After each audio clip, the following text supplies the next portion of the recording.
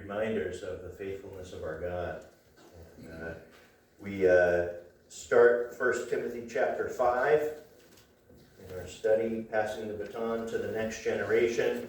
And as the Apostle Paul continues to give instruction to Timothy in how to lead the church in Ephesus, dealing with false teaching, dealing with how people should conduct themselves in the church, but then he gives him practical advice regarding how to care for widows in the church and how to determine what needs should the church deal with and how should it be considered. And so we'll read 1 Timothy 5, verses 1 to 16 as this passage deals with these issues. It says, "Do not rebuke an older man harshly, but exhort him as if he were your father. Treat younger men as brothers, older women as mothers, and younger women as sisters with absolute purity. Give proper recognition to those widows who are really in need, but if a widow has children or grandchildren, these should learn first of all to put their religion into practice by caring for their own family, and so repaying their parents and grandparents, for this is pleasing to God. The widow who is really in need and left all alone puts her hope in God and continues night and day to pray and ask God for help. But the widow who lives for pleasure is dead even while she lives. Give the people these instructions too, so that no one may be open to blame. If anyone does not provide for his relatives, and especially for his immediate family, he has denied the faith and is worse than an unbeliever. No widow may be put on the list of widows unless she is over 60, has been faithful to her husband, and is well known for her good deeds, such as bringing up children, showing hospitality, washing the feet of the saints, helping those in trouble, and devoting herself to all kinds of good deeds. As for younger widows, do not put them on such a list, for when their sensual desires overcome their dedication to Christ, they want to marry. Thus they bring judgment on themselves because they have broken their first pledge. Besides, they get into the habit of being idle and going about from house to house, and not only do they become idlers, but also gossips and busybodies, saying things they ought not to. So I counsel younger widows to marry, to have children, to manage their homes, and to give the enemy no opportunity for slander. Some have in fact already turned away to follow Satan. If any woman who is a believer has widows in her family, she should help them and not let the church be burdened with them, so that the church can help those widows who are really in need." So here's this passage dealing with a variety of issues related to caring for widows, and whether it's caring for them through the family or caring through them through the church. And if you remember in the book of Acts, in Acts chapter 6, they were trying to deal with a daily distribution of food to widows. And some widows were being neglected. And so this was an important thing. You have to remember at this time there was no such thing as Social Security, there was no retirement, there were no pension plans, there wasn't, retirement that you earned at work. None of these things existed. So you had to provide for yourself. And when you got to the place where you couldn't work, then you had to rely on your family and your friends. And women usually did not work for income. They cared for the needs of the family at home. And so if a husband were to die, the woman would be left in pretty dire straits financially.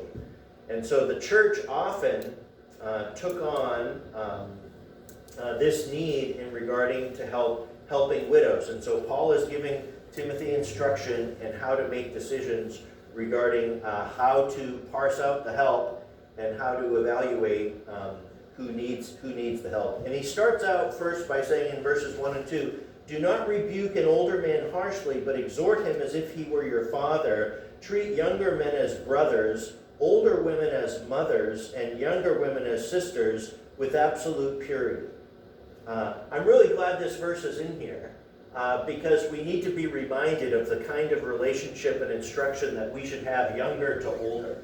Right? I think that was inherent in our culture prior, but we've developed this attitude that older people are, to be tossed aside, and it's on with the new, and just get out of the way.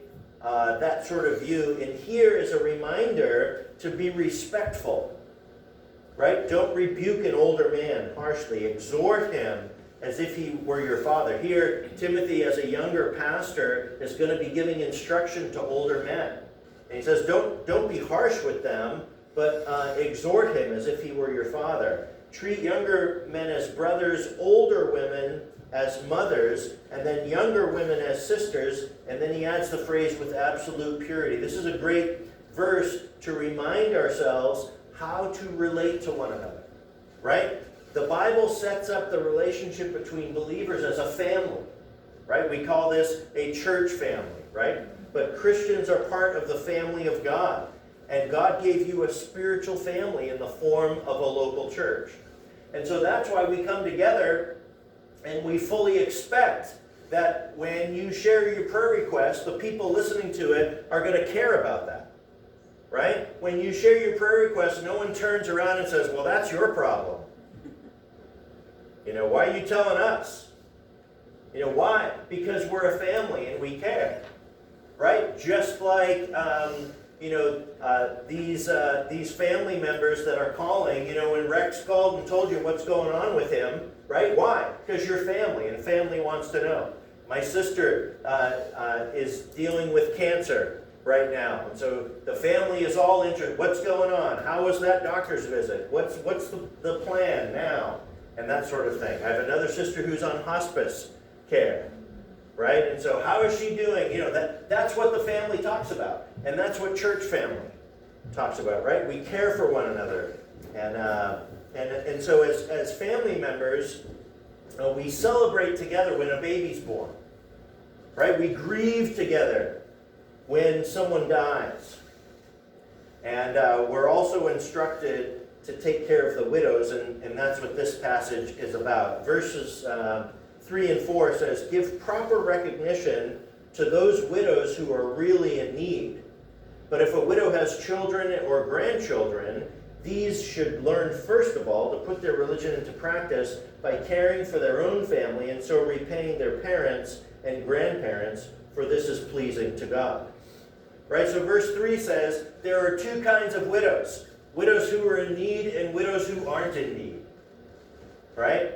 And so whether a widow has funds or provisions set aside and available for her own care and provision, or whether there's family in place to care, or whether none of that exists, it says give proper recognition to those widows who are really in need. But then it gives instruction to the children and grandchildren of widows to care for their own family member.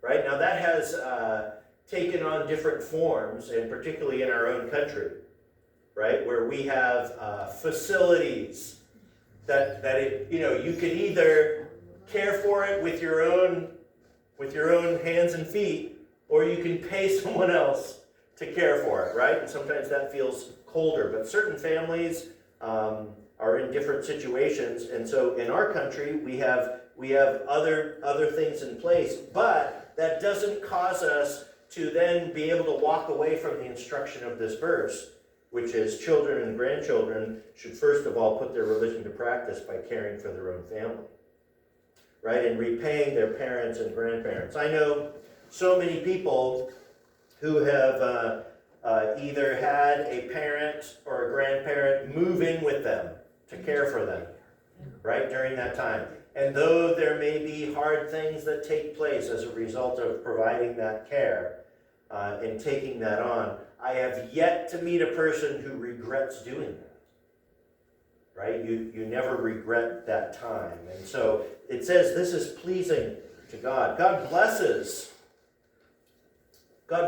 when we honor our mother and our father, right? God blesses. It says in Matthew 15, for God said, honor your father and mother, and anyone who curses his father or mother must be put to death. But you say that if a man says to his father or mother, whatever help you might otherwise have received from me is a gift devoted to God, he is not to honor his father with it. Thus you nullify the word of God for the sake of your tradition. Right? Someone could say, whatever help I was going to give you, I'm going to give that to God.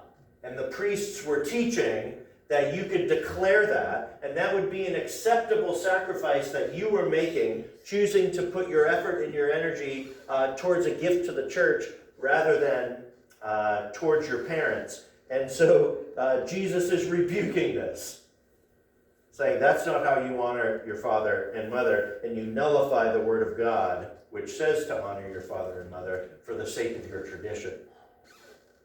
Isn't it easy how we can twist things and have it even sound spiritual? Verses 5 and 6 says, the widow who is really in need and left all alone puts her hope in God and continues night and day to pray and to ask God for help. But the widow who lives for pleasure is dead, even while she lives. Oftentimes what would happen is when a woman lost her husband, is then of course her mind can't help but say, now I need to trust in God alone for my provision. But she would also devote herself to serving the Lord and to being pleasing to the Lord and to help and do whatever she could. And the church would care for the needs of this widow. But he then is getting ready to give instruction regarding younger widows. But before we do that, I want to be reminded of the prophetess Anna. You remember when Jesus was coming in on the 8th day into the temple in Luke 2, it says, there was also a prophetess Anna, the daughter of Phanuel, of the tribe of Asher. She was very old. She had lived with her husband 7 years after her marriage, and then was a widow until she was 84. So technically, according to the instruction that we're reading here, she could have remarried. She had only been married for 7 years. So she would have been a young widow and could have remarried. But instead, she devoted herself to the Lord. And it says that she never left the temple, but worshipped night and day, fasting and praying, and coming up to them, to Joseph and Mary and Jesus. At that very moment, she gave thanks to God and spoke about the child to all who were looking forward to the redemption of Jerusalem. Right? Here was a woman who I'm sure had a particularly difficult life. To only be married 7 years and then to have her husband die and to devote herself and never leaving the temple, I'm sure she didn't have very much to live on.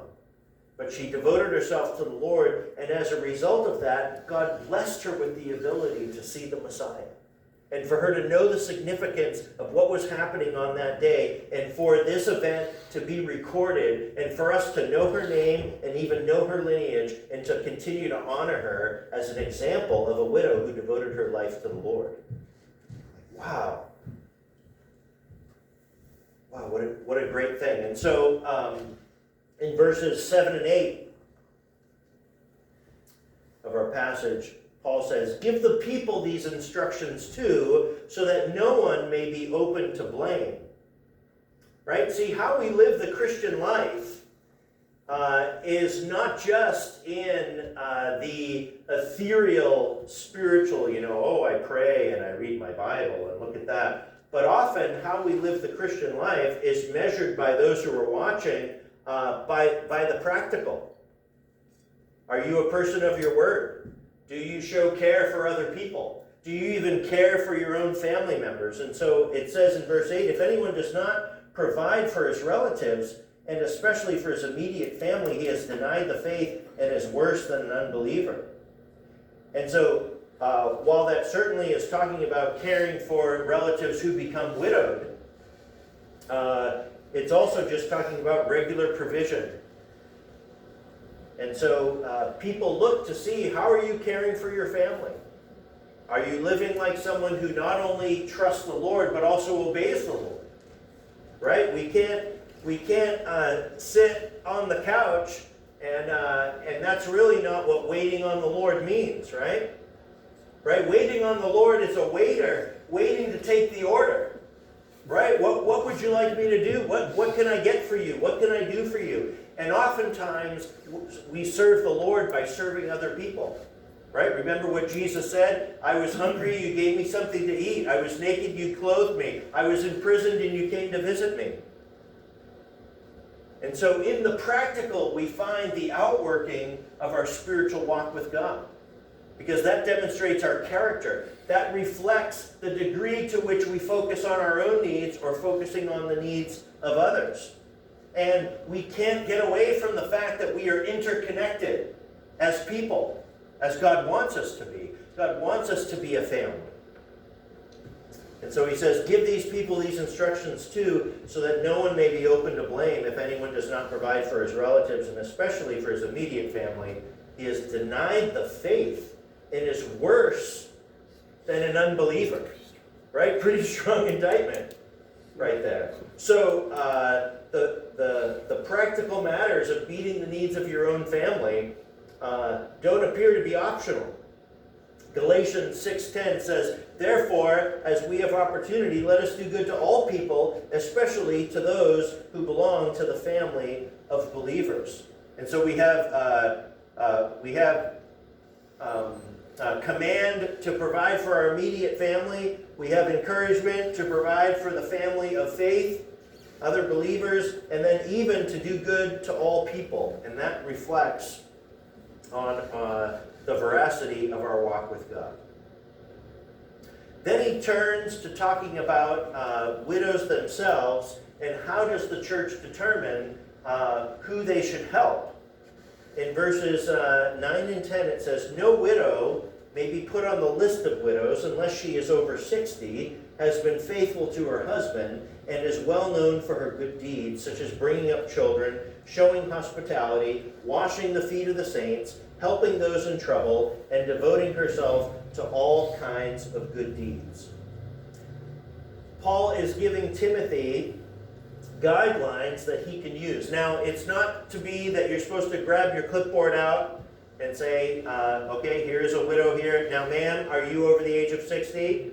Have you brought up your children?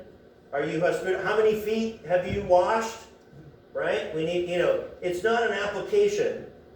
It's not, we have to be careful that we don't become legalistic in this. Right? The Apostle Paul is trying to give Timothy instruction into, you're not going to be able to help everyone. And we also have this issue that's going on within the church. You remember, as we talked about it earlier in 1 Timothy, the teachings of Gnosticism were creeping into the culture. And one of the teachings of Gnosticism was that you should jettison all shackles to your life, including marriage. And so if you had a young widow who could be cared for by the church, then she could take on this Gnosticism attitude of, I'm free to live however I want. And I could come and go, and then we're going to see the problems that it gets into later on in this passage. So he says, evaluate the widows that you're caring for. First of all, evaluate, do they have family members that can care for them? Second of all, are they younger widows who will likely remarry? Well, maybe you should consider that in how you offer care. And if the resources are limited, you may have to make hard decisions that way. Or you could care for a widow up until the time that she's gonna be remarried. And no widow may be put on the list of widows unless she's over 60, has been faithful to her husband, and is well known for her good deeds, such as bringing up children, showing hospitality. He's trying to give an example of the kind of character of a person that is worthy of the help. But then he says in verse 11 and 12, as for younger widows, do not put them on such a list. For when their sensual desires overcome their dedication to Christ, they want to marry, thus they bring judgment on themselves because they have broken their first pledge. Now, he's not saying that the desire to be married is wrong, right? Or that a desire of a widow to get to marry again is wrong. He's saying if you have a young widow who says, I'm going to devote the rest of my life to God, and then their sensual desires overcome their dedication to Christ, then they want to marry again, and now they have to break that vow, that commitment that they've made to serve God, and so they bring judgment on themselves because they've made a pledge. So when a widow was receiving help from the church, it often came with a pledge and a commitment to serve God, to care for the needs of the families in the church, to do all she could to help provide for the church family. And so she was making this commitment.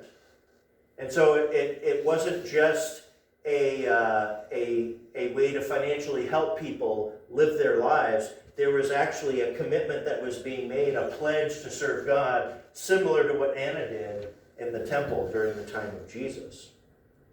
And so he says, don't put those widows, younger widows, on that list, because they will likely want to remarry.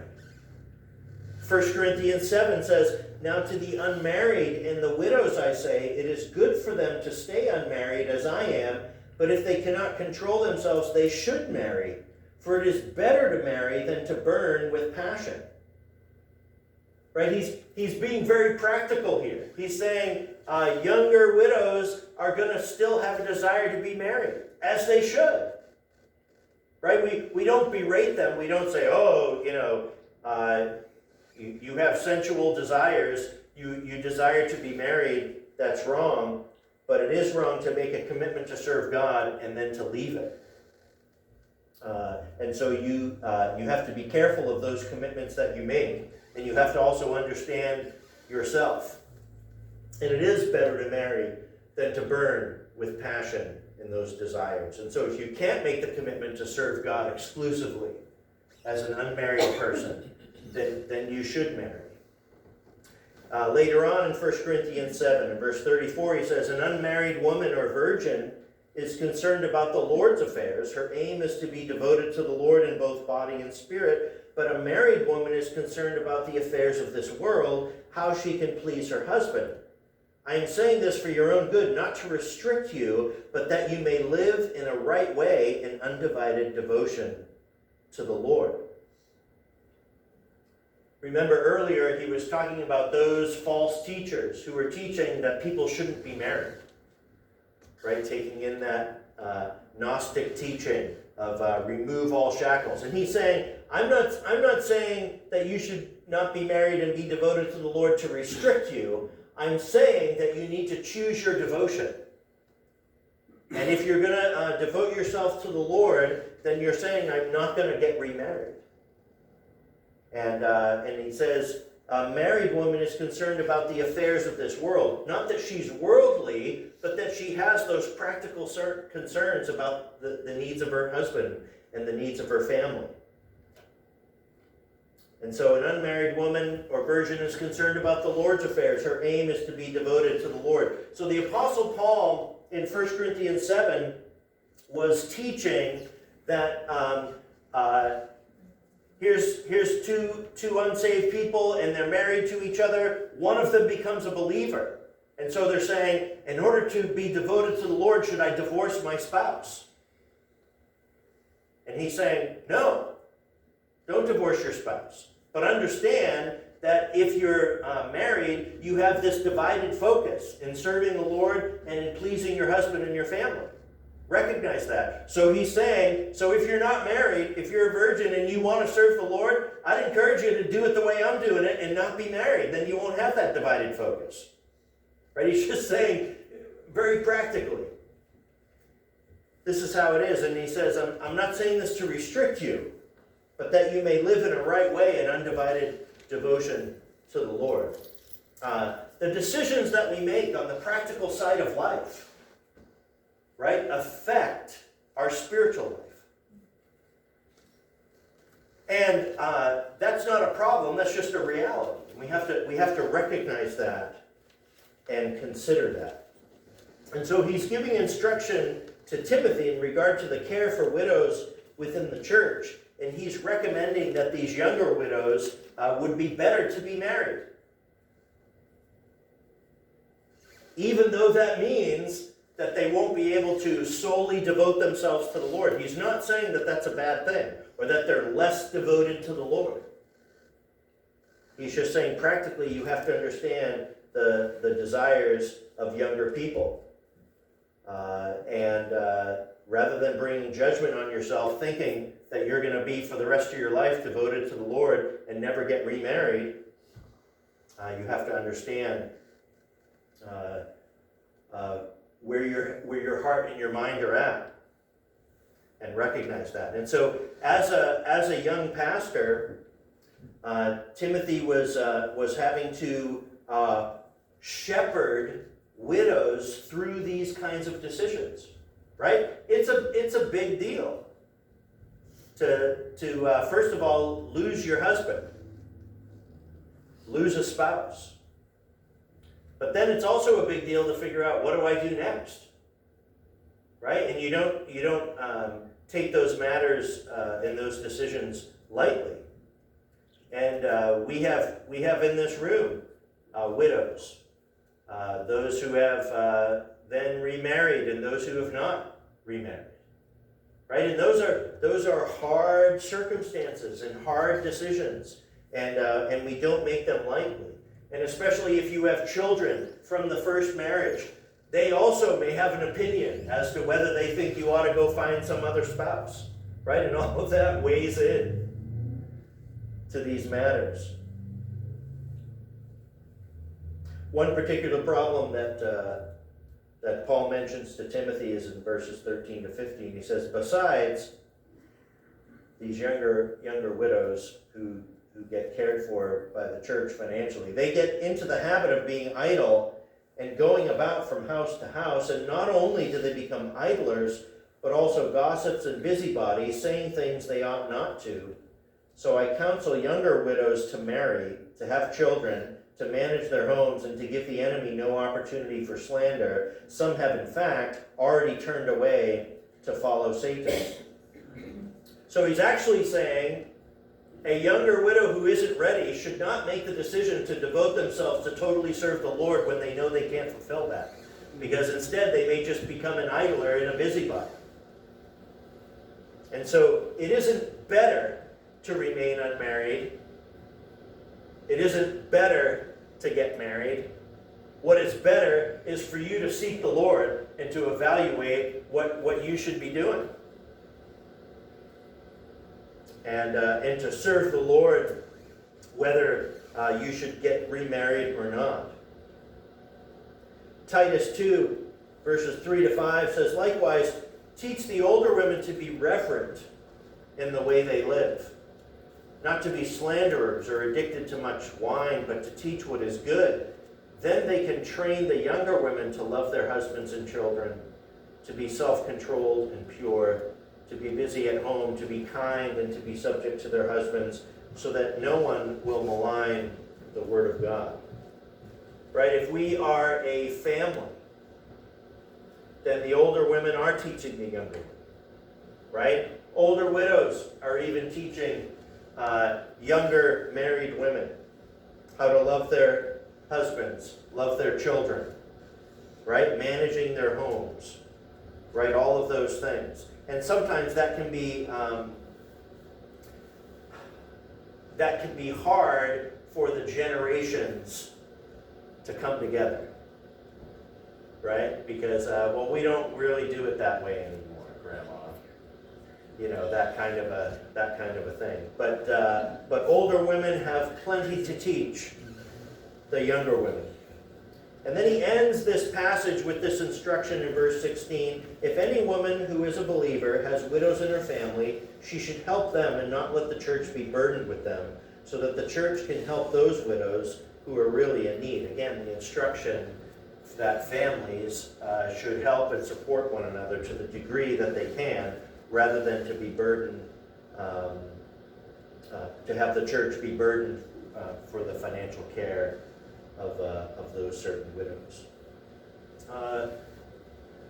Sometimes we come through 1 Timothy and we hear him being told to deal harshly with these false teachers, right? And to rebuke them and to send them out of the church. But here I see that we have a little more tender side of the Apostle Paul saying you've got to care practically for the needs of the widows in your church.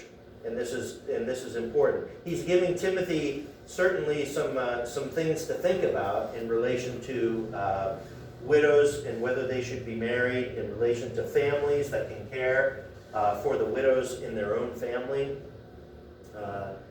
But here you see the Apostle Paul not neglecting this need, but instructing him to pay attention to it and to give careful focus on it.